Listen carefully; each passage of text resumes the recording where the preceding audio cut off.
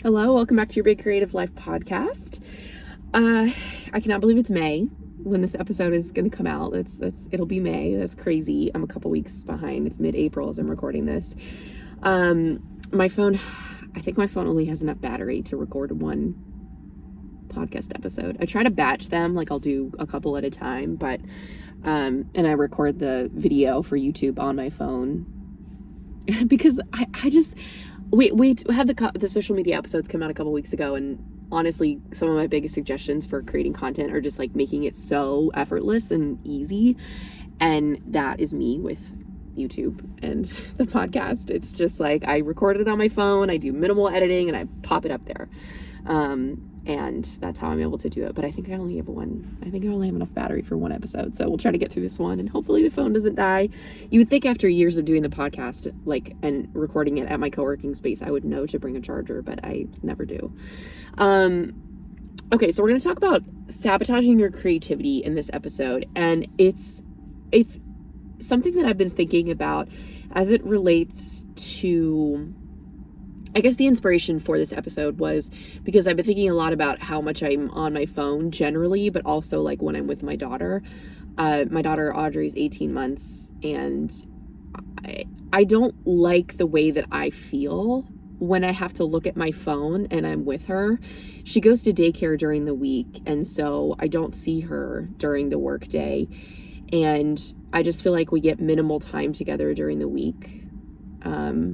And I don't want to be like looking at social media when I'm, playing with her after dinner. Like I don't need to be on my phone as much as I am. I'm so addicted to it. It's ridiculous.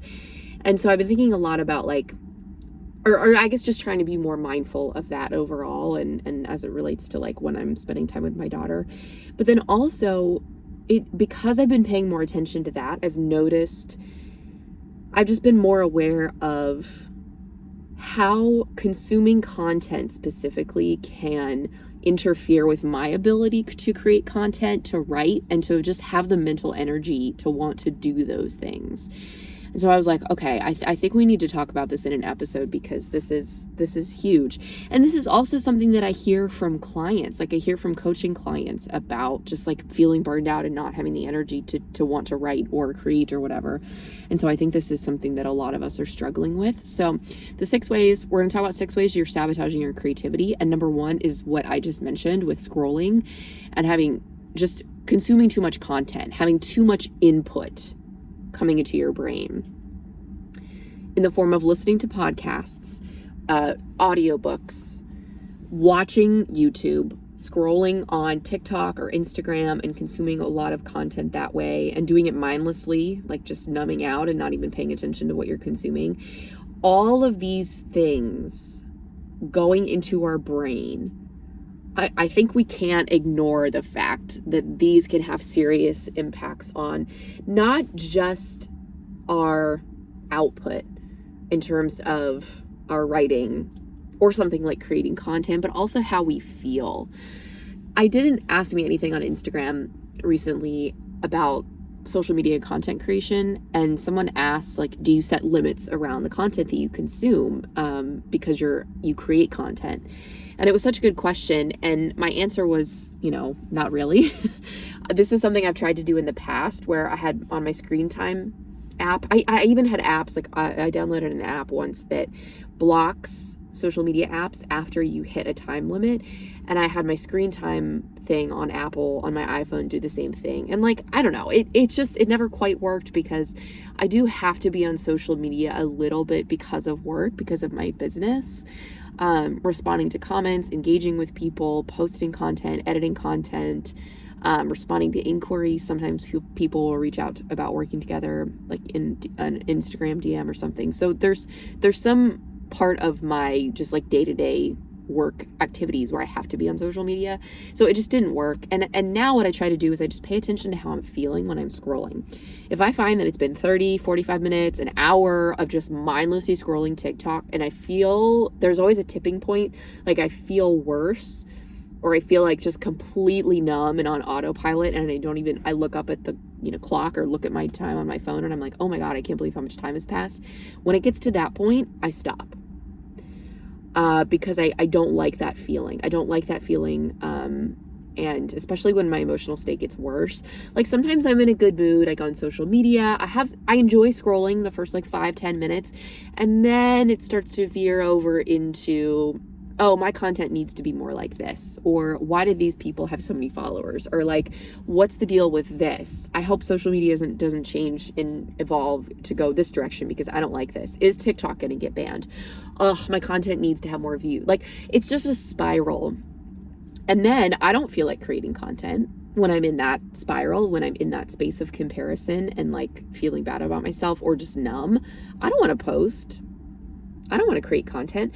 And it's so much harder for my brain to think of things to post or to just like how to word things when I'm in that mental state. And I think that's true of a lot of us. What I talked about content creation in that example specifically, but I think it's true of writing as well. Like if I'm in a phase of consuming a lot of content, consuming a lot of stuff, and then I try to sit down and write, it just feels hard. And maybe you've had that experience too. And so I don't want to lecture about this because I'm still very much dealing with this and wrestling with my own screen time and how addicted I am to my phone and the amount of content I consume. But I just think this is something that we have to be mindful of as creatives, because there's definitely a link. I think we can all agree.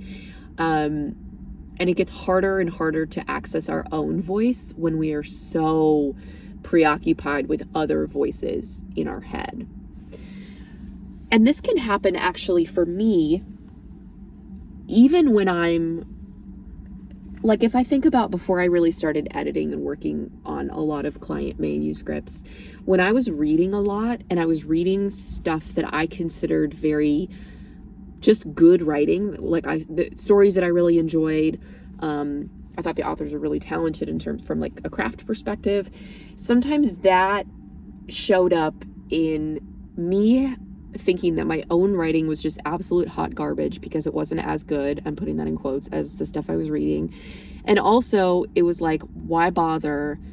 I don't know. So I think there can, not to the same extent as consuming content online, but I do think this can happen sometimes with reading, where if you're reading a lot and you're reading in your genre, like some people don't like to do that because they feel like it impacts their writing voice.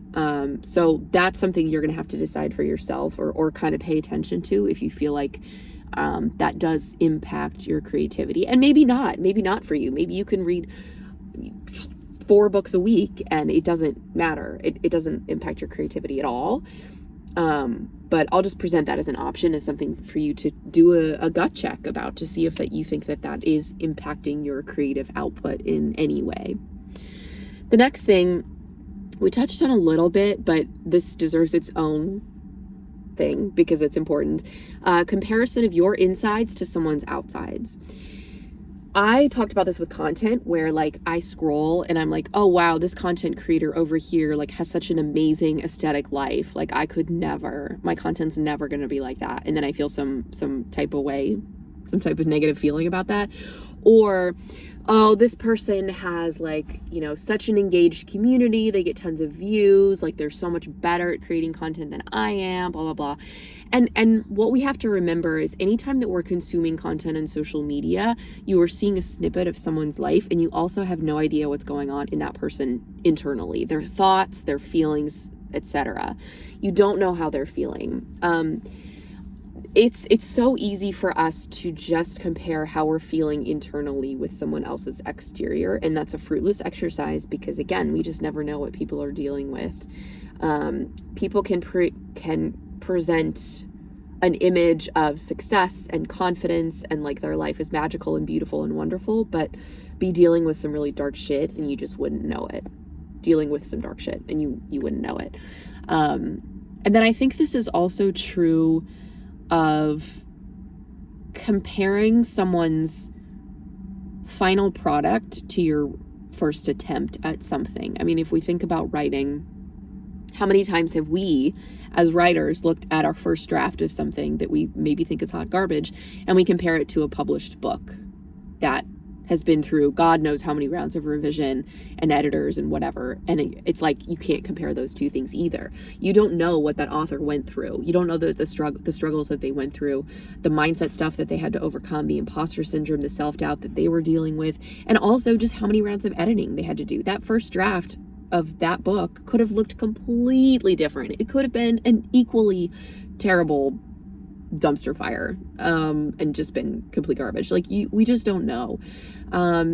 So I think the comparison trap can make a lot of us feel like, what's the point? What's the point of me even creating and putting my creative work out into the world, because so-and-so is doing it so much more, so much, they're doing it effortlessly and better than I ever could. But just don't get caught up in that comparison trap. It's not worth it, and it's not real. Number 3, trying to come up with something 100% original. Okay, if you're a new writer and you are coming up with a book idea, trying to come up with something, but you're like, oh, well, I can't write about this because there's so many books that do that. Or I can't use this trope because it's a trope and there are like thousands of books that deal with that thing. Or I can't have my protagonist be this way because, or my magic system can't be this way because XYZ. So many books do that. There are basically no new ideas anymore in fiction, or very few anyways. If you are doing something very experimental that is pushing the boundaries of fiction, then sure, maybe there's something completely new and unique that you're doing. There might be a certain plot device or a way that you're writing that is unique, but like, really, y'all, we're writing about stuff that we've all seen before. What's new and unique is the fact that you are writing it and you are putting your own unique spin on it. I always think about this when we talk about unique original book ideas. My very first agent that I queried her because, well, a number of reasons, but one of the reasons I queried her, and something I called out in my query letter, is she had something on her website about what she was looking for. And it was like something to the effect of books that present something we've all seen in a new way. And my first book that got me her, that helped me sign with her, was a book about different generations of women, family dynamics, and alcoholism. Like, there are millions of books probably that deal with those themes. And so I was like, this concept of this book is not 100% original, but my spin on it is, my characters are. How I've approached this, I think, is unique and worth looking at. So,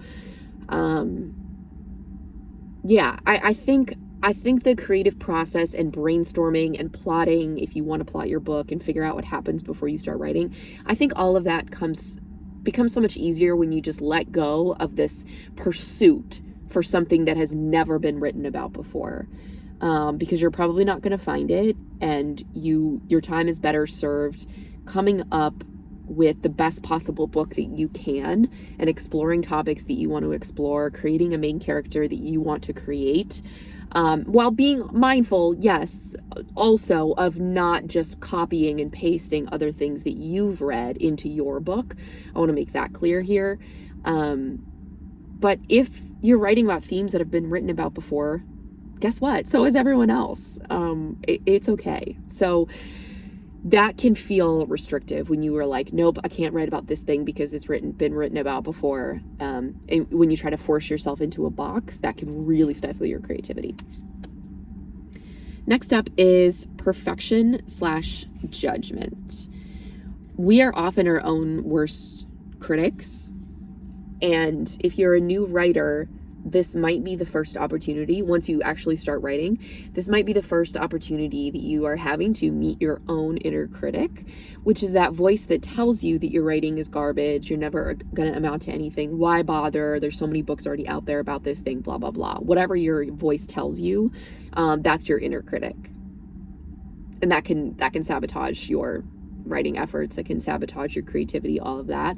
So that judgment that we place upon ourselves, especially for a first draft, the way that I talk about writing is I I recommend new writers specifically just work on getting the first draft out first before you go back to edit, before you go back to polish your sentences and make changes and tweak things. Just try to get the first draft out as quickly as you can before you go back. So anyways, yeah, just that judgment that we have. And also perfection. So when I first started writing, I knew I wanted to write a book. I had this idea. This was a story that dealt with the 3 generations of women and family dynamics and everything. I started writing the book without really having any understanding of how to write a book. And I would sit on my couch and I would have my laptop in my lap and I would write before work. And what I was doing when I was writing is I was trying to make my sentences as good as they could possibly be as I was writing, which meant sometimes I would pause mid-sentence and stare off into space and try to think of the exact perfect word or like adjective or verb or whatever I could have the character doing. And that would take me like a couple of minutes to do that. And I would try different things and I would delete. And then I would say, well, what if I phrase the sentence this way? Like, it was so slow, y'all. I would sit there for 45 minutes and I would get like 150 words written, which is still progress. Like, I was writing a book, I was doing it, but it was mind-numbingly slow. And it was also really soul-crushing because I would look at this and think, how the hell am I going to write a book? It's going to take me 15 years to write a book at this speed. Like, I can't keep doing this. And so that's what I mean about the perfection piece of it, is to just let it be rough.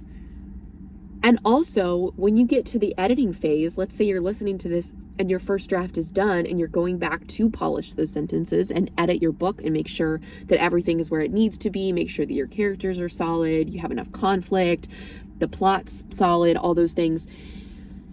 We're never going to reach perfection as authors, especially if it's your first book. There's just no way. And this is something that I had to kind of realize when I was editing my first book before I wanted to start querying the first time around. I knew I wanted to query and I had edited my book. I felt like it was solid, but I just was like, well, I could change this thing and I could change this. And I quickly realized that I was going to be stuck in an editing spiral, an editing loop for like years if I let myself, because I wasn't making any big changes to the book at that point. I was only changing little tiny things that didn't make the story better. They just made the story different. And so I was like, okay, I think we just have to get to that point as writers where we just release it. We've edited the book as much as we possibly can. We've made it as good as we possibly can. It's not perfect, but we know that it's not going to be. And then I think at some point you just have to be like, all right, I'm releasing it. And the same thing is true. Oh my gosh, the same thing is true with any creative work. Like if you think about art, if you think about, content, this is huge. Oh my God. If you're a new content creator and you feel the urge to go back and edit or to re-record your video 16 times so that you get it just right before you post it, I want you to just release that shit, okay? You have to get comfortable posting things before they're perfect and stop striving for perfection because it's not going to happen. The next way that you're sabotaging your creativity is focusing on the perfect optimal environment.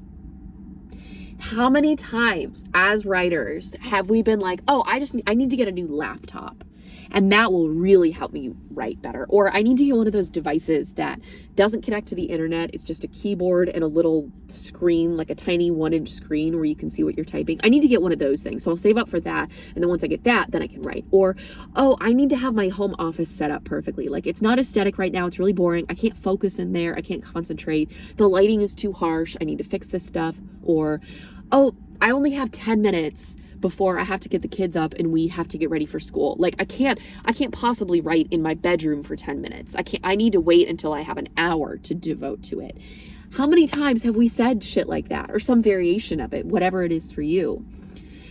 I laugh at myself, the stuff that I have said to myself about why I can't possibly write, or how I will be so much more productive. My writing will be so much better once XYZ happens.